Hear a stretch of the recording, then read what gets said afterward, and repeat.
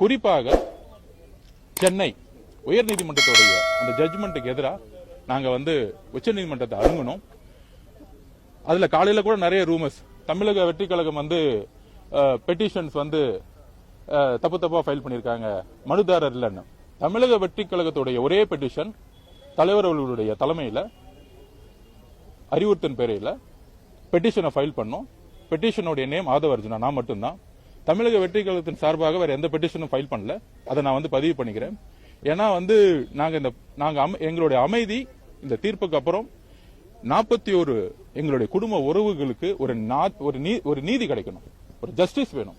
5வது நாள் எங்க தலைவர் எங்ககிட்ட எல்லாரையும் பார்த்து சொன்னார், நம்ம இந்த குடும்பத்தை எல்லாத்தையும் நான் பர்சனலா தத்தெடுக்க போறேன்.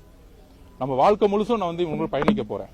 இந்த உறவுகள் ஏதோ நம்ம காசு கொடுத்தோங்கிறது இல்லாம அவங்களுடைய வாழ்க்கையோட தேவைக்கு எல்லாமே ஏதோ முத நாள் போயிட்டு மலர் வலை வச்சுட்டு போறது எங்க தலைமையோ தமிழக வெற்றி கழகமும் கிடையாது. வாழ்க்கை முழுவதும் அவருக்கு தேவையான ஒரு பயணத்தை நாங்கள் உருவாக்குறோம்.